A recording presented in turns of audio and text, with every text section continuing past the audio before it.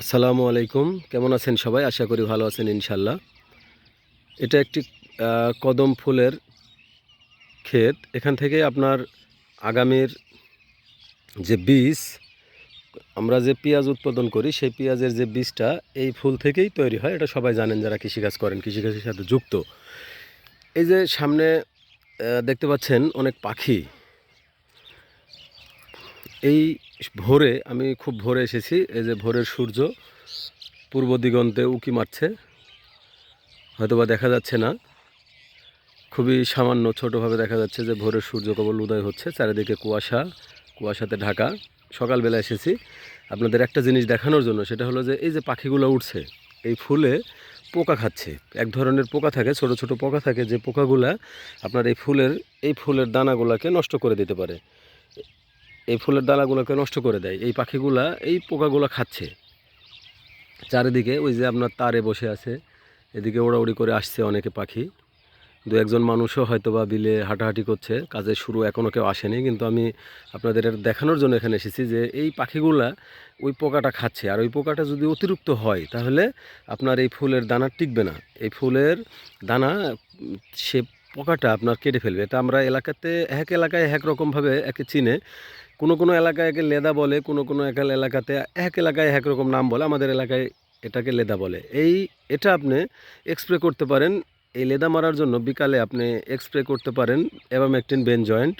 ওই যে ছোটো পাতা আছে যেগুলা পকলেম বলে বা সাহাম বলে, একটা কোম্পানির তারপরে পোকটিন আছে, তারপরে আপনার সাসপেন্ট আছে, এই জাতীয় যে ওষুধগুলো থাকে সেটা আপনি স্প্রে করতে পারেন বিকালবেলা স্প্রে করলে এই পোকার আক্রমণ অনেকটা কম হয়।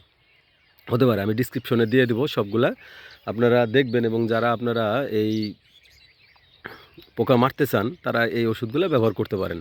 এই ওষুধ ব্যবহার করলে সেক্ষেত্রে কী হয়, আপনার এই লেদা জাতীয় যে পোকা সেটা আপনার নষ্ট হয়ে যাবে, সে পোকাগুলো মরে যাবে। সেক্ষেত্রে আপনার এই ফুল কাটার সম্ভাবনা খুব কম।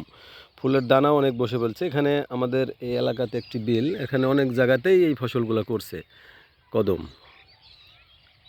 আপনার এর খরচ অনেক বেশি, এই কদম ফুলের খরচ অনেক বেশি, কিন্তু আল্লাহ পাক রাব্বুল আলামিন যদি আপনাকে এই দানা টিকায় বা এই দানা যদি দেয় তাহলে আপনি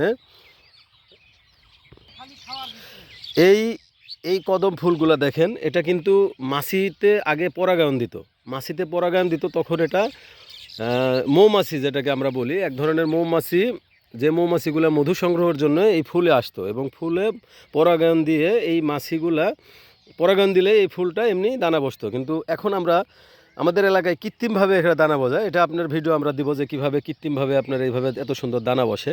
এটা আমাদের এলাকায় মোতালেবের ক্ষেত। এটা মোতালেব প্রায় 1 বিঘি, মানে 20 কাঠা থেকে 20 কাঠার উপরে 25 কাঠা জমিতে এখানে কদম চাষ করেছে। মাশাআল্লাহ অনেক সুন্দর, দেখেন কত সুন্দরভাবে দানা বসছে। ভোরে আসলাম আমি আপনাদের এই দেখানোর জন্য, খুব সুন্দর দানা বসেছে।